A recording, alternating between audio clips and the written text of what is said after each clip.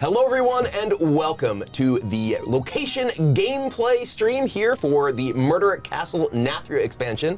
My name is Brian Kibler. I am joined by Leo Robles of the Hearthstone team, and we're going to talk a little bit about locations and a chance to play some. So first, I want to give a chance for you to introduce yourself to the audience and let them know who you are and what you do on the team. Yeah, so I'm Leo Robles. I'm an associate designer on the initial design team, so that's a lot of the early designing, early mechanics, exploration, all that fun stuff. So yeah, excited to talk about locations. So yeah, speaking of initial design and locations, obviously people have seen what locations are at this point. Can you talk me through kind of how they came to be? Definitely, yeah. So locations, I think, started with the very core idea of the design team for a long time, wanting to explore places and locations and turning those into actual cards in the game. If you think back to Ungoro, one of the older expansions that right now, we did that through the quest cards. They're kind of these scenic shots on the art, and those are really sweet. But I think we wanted to make sure, or we wanted to explore fully what a place feels like in Hearthstone and try to find the gameplay behind that. That was sort of the driving force behind the locations you see today. And so I think at the start of the development of the Alterac Valley expansion, we actually tried to, find what locations mean in Hearthstone. You can see the byproduct of that from Alterac Valley with the objective cards, the spells that you play that last 3 turns. Those were sort of the remnant of our very early ideas of what locations could be. And so now, in Murder at Castle Nathria, you can see the, full-fledged perfect iteration of what locations are in Hearthstone. And this set, locations make a lot of sense, right? Because it's this exploration of this dark castle with all these cool places that you can perhaps get caught killing someone. Yeah. When I first heard the kind of concept for the set, I was like, oh, this is like Hearthstone Clue. It's going to be like, it was, Prince Arthas in Strathholm with the purging or whatever, But as far as what the locations do, right? One thing that sort of been suggested, these are to enable players to kind of play a little bit more on the board, right? There's been a pattern over the past year or so of Hearthstone. There's been a lot of decks that do a lot of things from hand, a lot of combos that tend to win the game. How do locations kind of promote that kind of gameplay of more being on the board? Yeah, so locations, I think the biggest thing is that they add a level of security to the plans you have further on in the game. When you play a location, you can use the ability on the location immediately, but you can choose not to. You can choose to hold off for a turn, because they do have a cooldown of once you use it, next turn they're turned off, then they're back on next turn.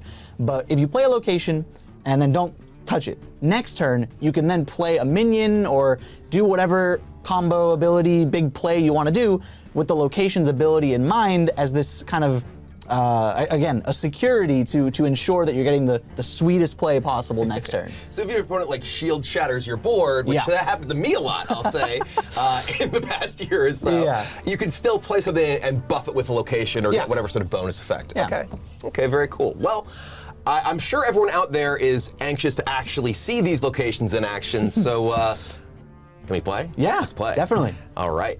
And you're going to be playing a mage deck full of a bunch of brand new cards that people haven't seen. So. Everyone likes brand new cards. That's what we're here for, I also hear that one of the main suspects of Murder at Castle Nathria is actually in your deck. Really? Yeah. Okay.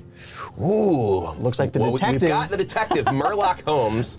I'm a big fan of this guy. Yeah, I love his golden animation so much. Look at him. I guess we can't really. We got to mulligan first. All right, we're gonna keep the new card. And mulligan all the non-new cards. As you do. That is the correct mulligan decision in these reveal streams. I think so. This is my second or subsequent rodeo. So. All right, and here we have our location. Nightcloak Sanctum. All right, so 3 cost, freeze a minion, summon a 2/2 volatile skeleton. Okay. And we got a click clocker. Nothing we can really do here, so we'll just go ahead and end the turn and hope to draw more new stuff. Speaking of new stuff, Frozen Touch, another card from this set. The Infuse keyword, brand new for this expansion. So for people who may not have seen that, how does Infuse work? Infuse is the new keyword where, while it's in your hand, after X friendly minions die, it upgrades to its more powered up version. In this case, after 3 friendly minions die. And Different cards have different infuse counts. All right, well, this is the location gameplay stream, so we're going to coin our location here. Yeah, of course. The Nightcloak Stadium. So we play this. Sanctum. Sanctum, sorry, not Stadium. Nightcloak Sanctum, okay. So now, and we just kind of click it and drag it to something. Yep. All right, we're going to freeze you and Boom. summon a 2/2 Volatile Skeleton with Death Rattle, deal 2 to a random enemy. Which notably, Volatile Skeleton is a collectible card itself. Okay. It's a neutral card. Got it. All right, and we'll end our turn. And this closes off. So this is, and we see the little hourglass. So that indicates, as you mentioned, it has a cooldown. So next turn we're not gonna be able to use it, correct? Or Okay. yes, you're correct. Nope, you're not going to be able to use it. Just to be clear. And one of the fun things about locations visually is, you know, in the theme of Castle Nathria, this very like regal location, we kind of styled or the art team styled the location pucks on the board and in their card frame, kind of like these very nice portraits. And you can see the doors on the location open up. Oh yeah, you see that? It's kind of halfway open, so we're almost able to go back there. Yep. All right, so now we got to decide what we're going to do this turn. So I kind of want to get the infuse bonus to even just find out, oh, this gives me a second copy of itself. I was going to say, to find out what a frozen touch is, then I'm like, wait, this is a frozen touch. And to be clear, it gives you the uninfused version. Okay, so it gives you a version that cannot give you... Yeah. Wait, well, can it continue? Yeah. Okay, so it'll give you the default version, so you have to re-infuse that one. Okay. And yeah. Yes. All right, well... You might want to maybe go on the defensive, just to... I don't know what the clues are for this. So I think I want to try and just hold off and stay alive, get this infused. So we're going to play a treasure guard here. I might want to attack first into something, see if we can get... I can also just attack and ping. True. So this is going to be doing 2 damage to a random enemy. All right, I'm going to start by attacking here and see where my damage goes. Fingers crossed it hits. Boom. Oh, hit face. Always face. No. Always face. That was the worst case scenario. Okay, Well, now you're winning. We're going to play One treasure health guard. above It's him. true. I am winning in the health race. And for Murloc Holmes, I think generally speaking, it might actually be a good thing to hold off to play it, because the more you know about your opponent's cards, the better off you are in actually getting all the clues right. Okay, so what are the clues that we're looking at? The first clue is you have to guess which card started in your opponent's hand. Okay, and that's obviously a lot easier once you've seen cards played out. Okay, so now I can use this. It's back. But the red indicates this is my last use of it. Yes. All right, we're going to go ahead and use this here. Get frozen. Boom, freeze that, and we get this, and now our location is gone. Yep. Okay, and now we have many, many volatile skeletons, though. You drew both of the ones that are in your deck. So I feel like with this in our hand... Oh, actually, never mind. I thought your skeleton was able to attack. And I was No, like, yeah. Infuse! So this is an interesting spot, because it's like, Yeah. okay, do I want to play out more stuff, or do I want to wait and see if I get the opportunity to use this? I think I'm just going to go ahead and play out my 2 volatile skeletons, because if he wants to trade with me here, that's also great, right? Any attack into that is very awkward for him. Those health totals on his side of the board, perfect. They're beautiful, beautiful.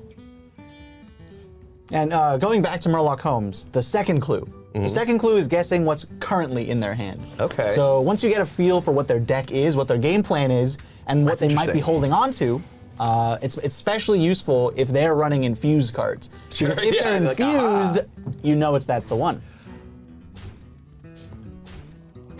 All right, yep. And unsurprisingly, going face here. Now he's winning. Dang. All right, so we want to get one of our guys killed and then be able to cast our frozen touch. Yeah, and then... So let's start here. Fingers crossed. Boom. Okay, that was pretty good. All right. So now we can frozen touch. We'll frozen touch this guy. Good call. So we get another frozen touch. And now we can start infusing that one. Yeah. We'll attack here. All right. Nice, nice. I think we're gonna ping this because we want to try and hit that. We could also, actually, how much does this matter? We have this. We could also just play this. Maybe I do want to play this and get a spell here. Yeah. Because this also gives me another minion in play, which will get this on. The So I'm gonna play yeah. my first, because we might hit, say, like Shooting Star, right? Yeah. First flame? First flames. Ooh, this is a new card. Yeah. New secret. Ooh. Of course, with murder, there's secrets abound. Yeah. Okay, we're gonna take this first flame, and now this is actually excellent. So we're gonna attack here, see where that goes. Yes. That was ideal. Boom. Look at that. And now only one more for our frozen touch to come back. So Go ahead. infuse. So all of the infuse cards are care about your friendly minions dying. Yes. Correct. So one of the things that, similar to sort of what you were talking about with the locations themselves, promoting board-based gameplay, infuse encourages you to play minions in a deck to maximize the power of those, which at least to some extent ends up making decks that are looking to play from the board. Ooh, a brand. A brand. Brand Murloc Holmes? If you get it wrong, I want all the cards. do it again. I feel like that may be a little overeager here. Maybe later. Yeah. Maybe later. All right, I feel like we want to just do some cleanup on this board here. Yep. We're gonna go ahead and frozen touch this. I don't think we need to use our blizzard. We can just clear off all of these things. Get them out of here. These and not bother using our second flame. Let's go. I think this mage deck, I really, really like. I'm really excited to play this deck once the expansion comes out, because this deck is all about summoning skeletons and exploding your skeletons. It's a very minion-focused deck. So from the trailer and that theme, I'm gonna guess there might be the Kel'Thuzad. I'm just I don't want to point fingers. I'm just saying. I'll leave that to Murloc Holmes. I will say the Kel'Thuzad here. There we go. I feel like I am the detective here, right? I called out the clues. All right. Resurrect your volatile skeletons. Any that can't fit in the battlefield instantly explode. I was saying that this deck's all about summoning skeletons. Yeah. Yeah. There he is. Wow. Okay. Mr. Skeleton, if you will. I feel like I want more skeletons. You want as many as you possibly can, right? I'm just saying right now before I play this. Yeah. Because I want to have stuff blow up and hit their guys. Because even summoning 4 is that's quite a big board, right? Yeah. To play on turn 8. But I also kind of feel like I want to play Murloc Holmes, even though it's probably not great. I'm going to play Murloc Holmes this turn. Oh, I love the animation. I feel like I have some clues. Yeah. Oh, look at that. Oh. Ooh, this is a tough one because we don't know. Oh my God. We haven't seen any of these played. Oh, and the rope's up. I'll pick Murloc Holmes. It wasn't Murloc Holmes. Darn. Curses. Darn, you should have brand Murloc Holmes. Yeah, then I'd have more information for the second one. Okay, I'm just going to go ahead and ping this. Good call. Sweet. I'm going to cast this now too, just to get the Divine Shield off. Another good call. Don't want to waste your mana. True. You gotta use your mana when you have it. You can't take it with you. I think that was a top deck. I think, yeah. Oh my God. And he's gonna get all of them right. I feel like Shaggy has a bit more information than I do. Uh-oh. So for context, the last clue is what's in your opponent's deck. He missed. So he doesn't know what's in your deck. Big bummer. Big bummer. I feel like I need to play this deck with the Kel'Thuzad hero. I love the Kel'Thuzad hero. He's so cool. Kel'Thuzad Inception. And in Wild, with the other Kel'Thuzads, just have a KT Partey. All right, he has a lot of damage on the board. That's kind of scary. I think we're gonna go ahead and Blizzard this board. You do also have the Infuse Frozen Touch, if you want to use that. This is, yeah. Oh no, it's not infused. Never mind. It's not infused currently. I'm a liar. So I think I might just cast the uninfused Frozen Touch to kill this guy, though. True.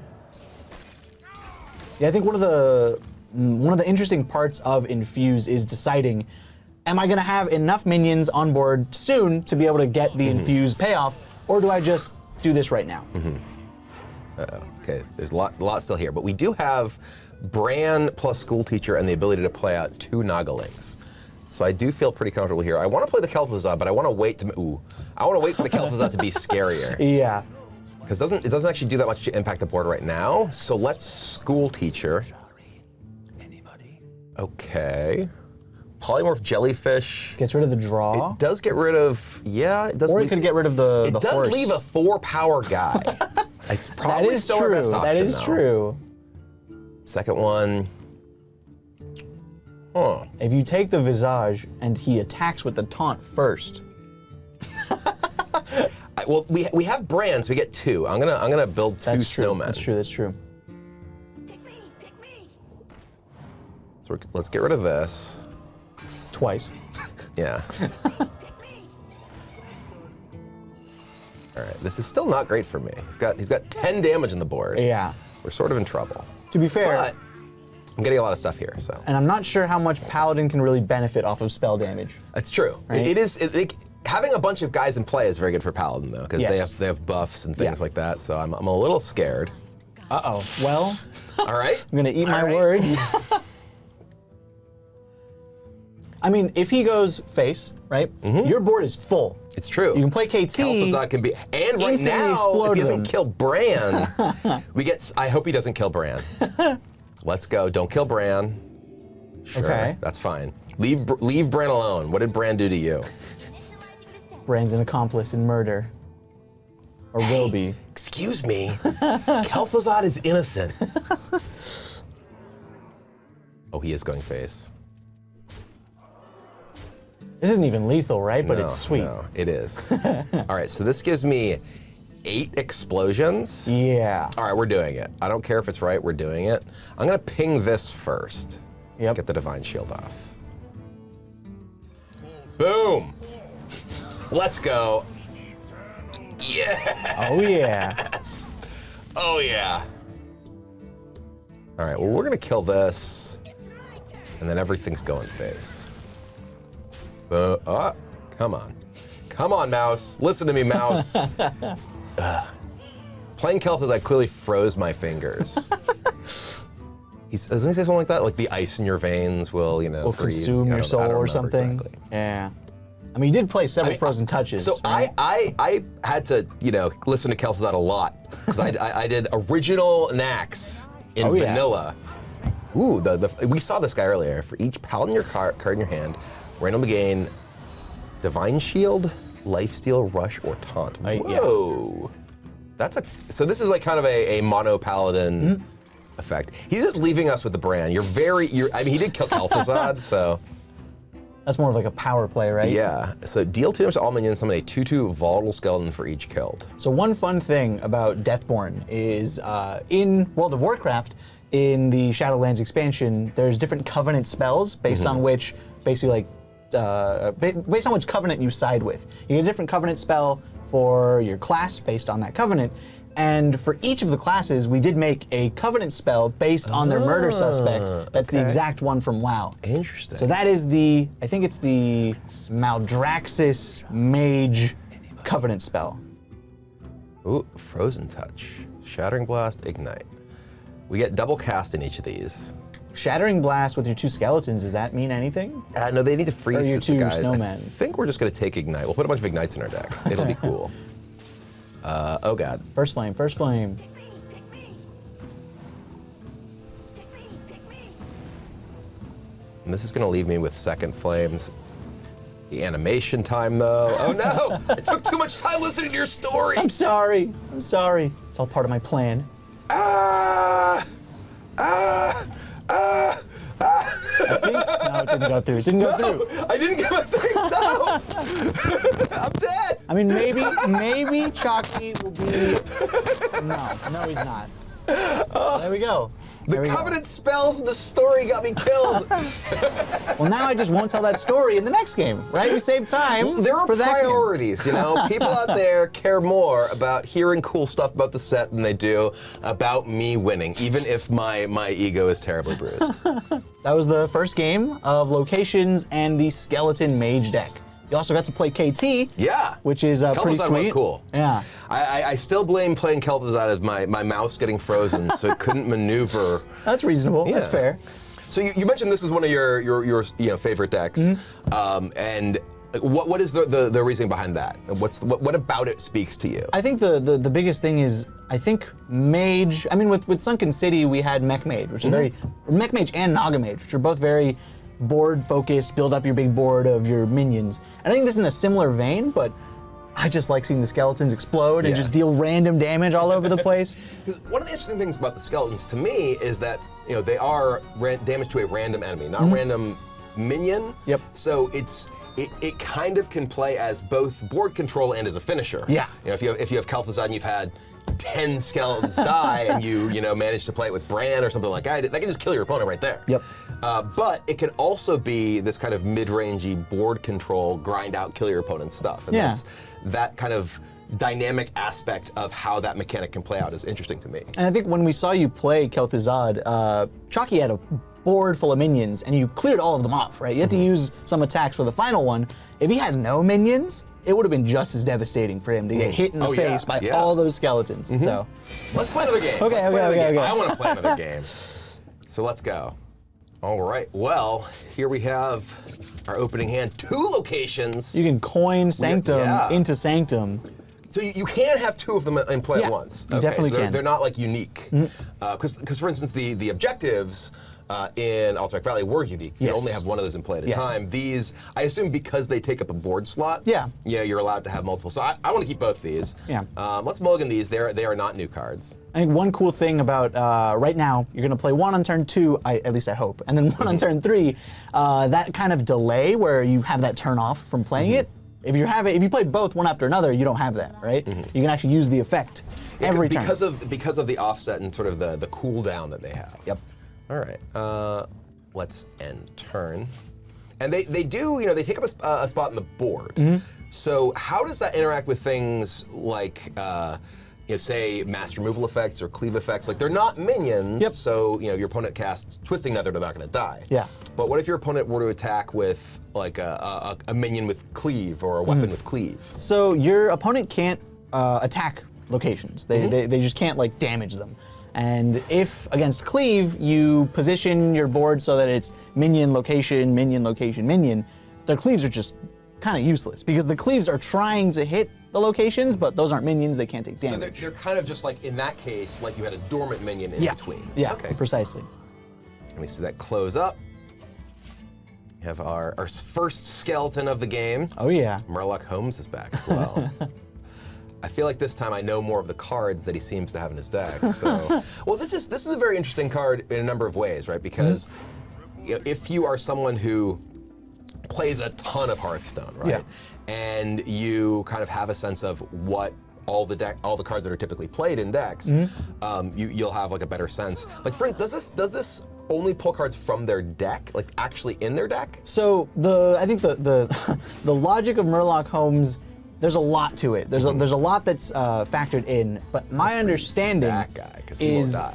that what it does first is it pulls the cards from your opponent's opening hand, current hand, and deck, and puts those in.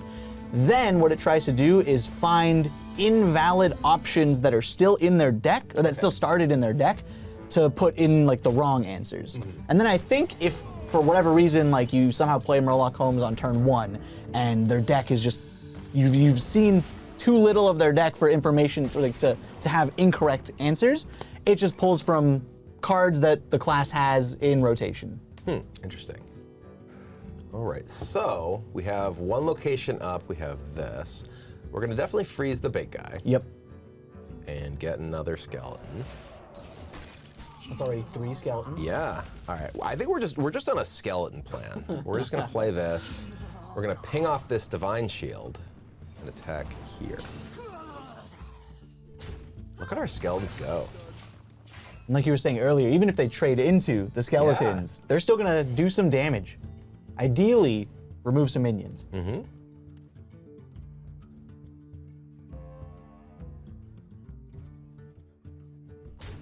Boom. Face. Okay, face. Not what we're looking for necessarily. Face.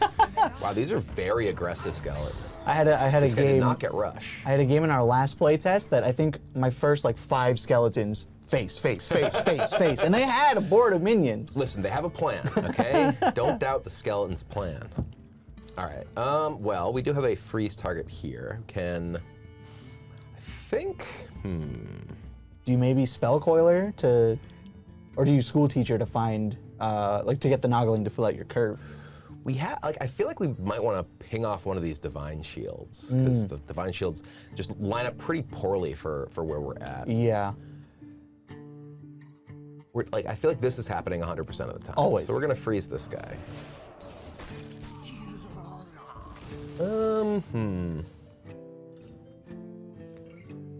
Yeah, let's play the spell coiler. Frozen Touch is good. Interesting. Deathborn's good. Not to say Fireball's not good, but it's not a new card. We haven't played this card yet, so I'm gonna take this card. Sweet. We're gonna ping this, and then we're gonna attack face. The skeleton's inspired something. I'm gonna in you. use this here to get rid of the divine shield. Skeletons go face, Kibler goes face. Well, Deathborn obviously works well with your own volatile skeletons, Yeah, right? Because you have your own volatile skeletons. You can kill your volatile skeletons with Deathborn to get even more volatile skeletons. My favorite thing to do in the mirror match is as soon as they play the Deathborn to kill my board of skeletons, you just play one right back. That catacomb guard, rude. Okay, so we have a plan. It might have changed. No, it didn't change. I mean, you can delay for a We turn, can, right? but we're gonna do this. And then There's a chance the skeleton's death rattle will actually hit the low health stuff. there now, right? is. Well, oh wait. Well, this will kill these, right? Yeah. So their death rattle shouldn't hit these. Yeah, I thought you were gonna trade them first and then. No, okay. No, I see. no, I no, see no. what you're doing. We're going in. We have this plan. It's an ambitious plan, but it's going to give us 4 more skeletons, and we could get lucky and double hit. No, we didn't. I mean, they got low, right? Okay, it's fine. The snob It's still fine. dies to a skeleton. Yeah. It's a lot of damage, though. But now we're getting a ton of skeletons for once we inevitably get Kel'Thuzad. By inevitably, I mean, I really hope we get Kel'Thuzad. I mean, he is Kel'Thuzad the inevitable, so. It does. It's right in the name. Yeah. Right? Oh, ooh, the noble mount. Okay. I have a sweet play for anyone out there who hasn't seen it. Okay. Bran plus Ooh. Varden freezes all of them, then deals 4 to all of them. Boom, boom. Ba-boom, ba-boom. Boom. I was for a second. I was like, wait. I thought, hang on, but no, it was just the delay from the weapon. Yeah. All right, and then these are all going face. Yeah, Bran Varden in I like big spell mage. Oh, yeah. That plays Bran Varden, and that is a lot of fun. The Bran sticks.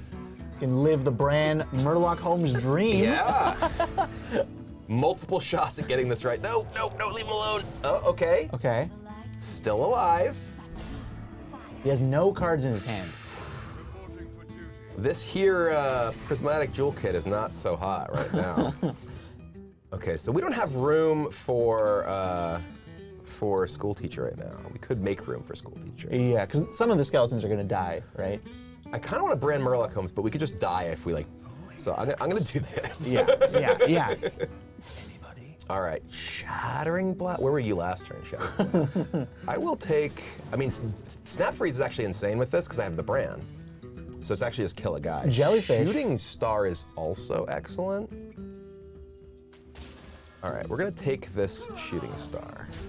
We're gonna attack here. And You're okay. first going to brand Snap Freeze, which freezes this, then kills it. You're getting all the if frozen Bran combos. And now this one is going to shoot here twice. Oh man. Look at this. Look at this domination. All right. I still can't move this mouse fast enough. Oh no. Oh no. Freeze. It's too much. Oh no. We don't even have Kel'Thuzad yet. So one thing, I know I talk about Murloc Holmes a lot, but he is not going to have any cards in his hand unless he draws a bunch right now. Tomorrow. If you play Murloc Holmes while their hand is empty or their deck is empty, I think you just skip over that clue and interesting. you go to the next one. So you don't get 3 cards, but technically... Well, you know what? We're gonna try it. Bran's dead, but I want a Murloc Holmes now. Boom. Well, he's investigating Bran's murder. Yeah, Bran just got killed. That was really unacceptable. He definitely had this in the starting hand because he played it on turn 1, and then this card is in your skips opponent's the second deck. one, so... Okay, it's definitely not Samuro. That's a legendary that's in play. Yeah. He already played 1 Catacomb Guard. I mean, we saw this in the previous game, so. Hey! Look at that! Boom! Boom! Yes! Thank you for the taunts. Okay. All right, I kind of want to get, I need to get this killed so I can go get Kel'Thuzad and blow him up. All right, I'm not going to play that. I want to somehow let him get this killed so we can Kel'Thuzad him. You can also frozen touch it yourself. It's true, it's true. Okay, that's what we're doing. We're gonna attack here. Frozen touch this. I assume my highest cost thing is Kel'Thuzad. I also assumed the same thing. Hey, 9 skeletons. Kaboom! Hey. Yes. And imagine if Bran had stuck. I know. That was beautiful. It worked out a lot better when I actually clicked things instead of not clicking things and dying. Now that we've had a chance to see both the volatile skeleton Kel'Thuzad gameplay a bit, as well as location in that deck, I'm sure everyone out there and myself want to know more about other locations, right? Definitely. We can actually take a look at 2 of them that people have yet to see. Oh, right. Ooh. The first one we might want to look at is the priest one, the Cathedral of Atonement. Okay. So the Cathedral of Atonement, let's pull it up right here. All right, Cathedral of Atonement. Here it is. It is a 3-mana location with 3 durability. Give a minion +2/+1 and draw a card. Wow. So this effect, it's pretty simple, easy to understand. But very good. Yeah. Oh yeah. It's funny because one of the things that I have been, I've played a ton of Priest. Priest is my most played class.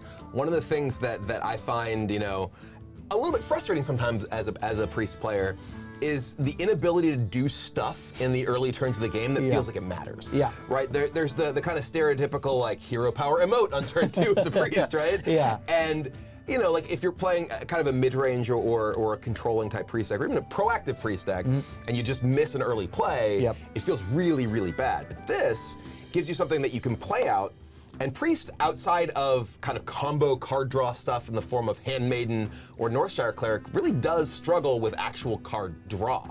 And this is something that gives you a productive way to use your mana in the early turns of the game, a way to solidify a board presence and card draw. Yeah. It's kind of everything I want in like a proactive Priest card. Yeah, and I think the biggest thing about this card is both halves, the buff and the card draw, I think are very useful, right? Like you said, Priest I think struggles a little bit with card draw. Recently, Handmaiden offers, 3 mana draw 3, which is kind of huge for Priest. It is, but only for a very specific type of Priest deck. Yeah. Right? Like I have tried to make Dragon Priest work so many times since Draconid Operative was brought back in the core set, and have really just failed repeatedly, right?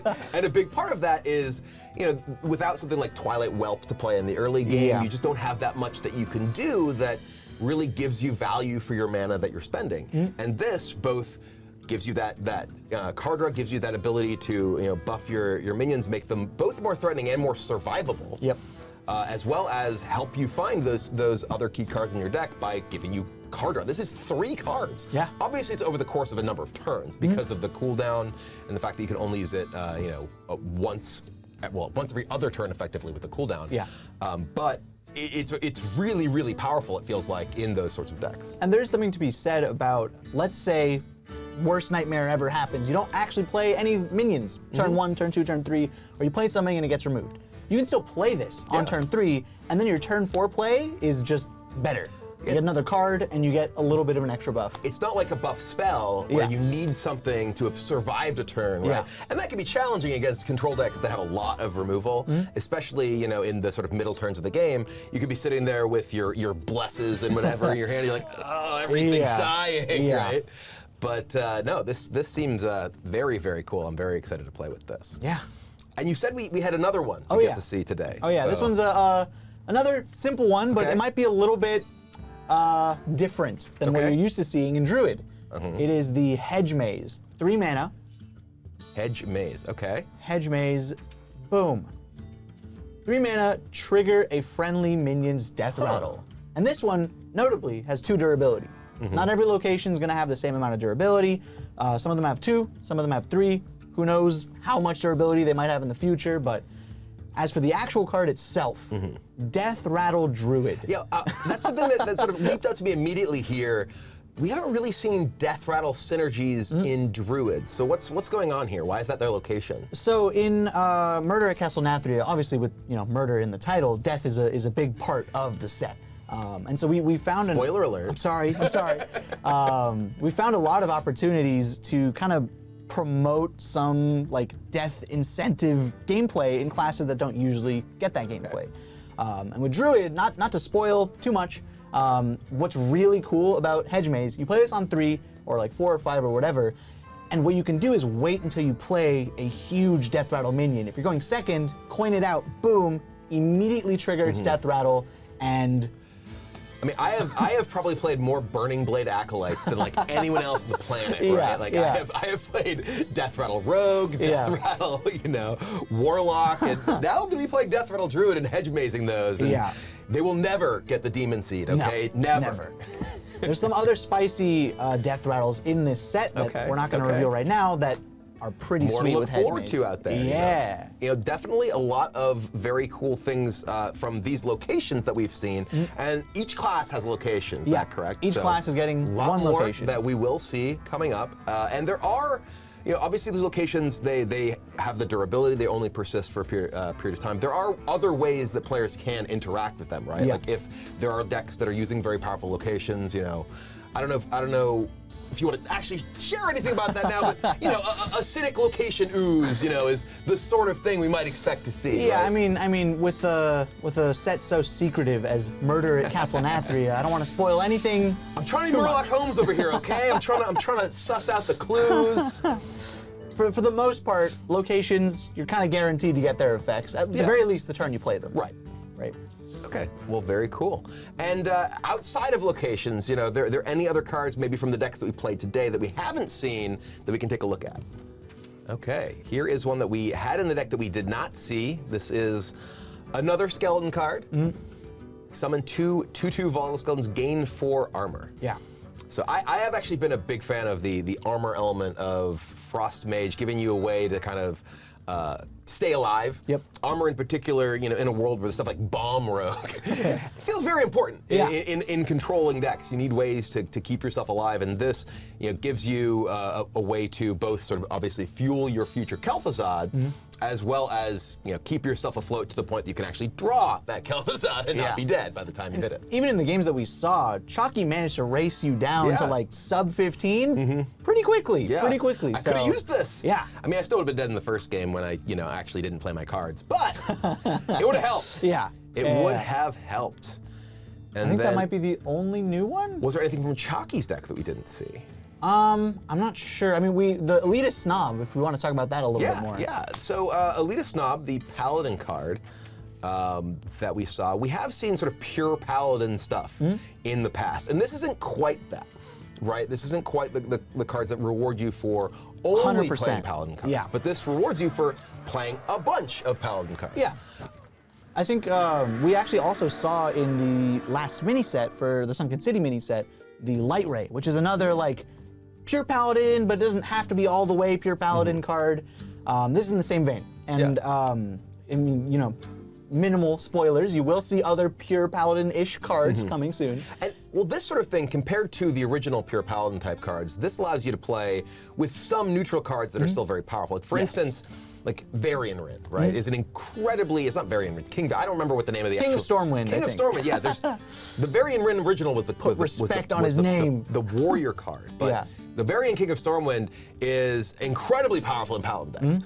Right, and often would be a card compared to the original pure Paladin cards, which required you to only play Paladins and no neutral cards. You couldn't play that card in your deck, right? So this enables you to still be rewarded for playing a Paladin-heavy deck, while also being able to play with cards like Varian King of Stormwind that really help your deck go. Yeah, and I mean, this payout is really pretty big. good. It's pretty good. If you have all 4, this is what's that one card? Corpse Taker from old, the like Divine Shield taunt. That one got Wind Fury too. Yes, yeah. But this also, the fact that I don't believe that one could ever get Rush. No, that one was Wind Fury rather than Rush of these mechanics.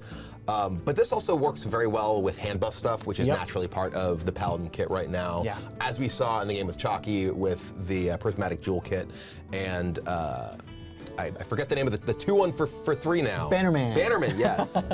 Banana Man. We even saw this. He played it, didn't get all the triggers. Got, it was I like think, an 80 or Lifesteal something. and It was an 80. Lifesteal, Divine Shield, and it was still a threat. Yeah, it it's kept still him huge. like topped off for a couple turns.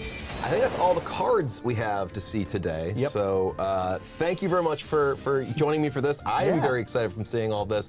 I did want to know if there's anything we haven't seen that you might want to tease a little bit, something that might be your favorite that we Yeah. haven't gotten to look at just yet. I mean, there is one card that I'm really excited for, among many, but the one that I'm Say most... just one. Yeah, I'm only excited for one. The one I'm most excited for, it's probably the coolest weapon / minion that we've ever seen in Hearthstone. I don't think we've seen any weapon / minions, so does Tyrion count? Is he a weapon / minion? There's that I one don't- elemental from Dark Moon that turns into a weapon. Okay. He's just okay. He's Okay. pretty cool. All It's right. pretty cool. All right. But All right. Well, there you have it. Weapon / minion that's going to be coming up.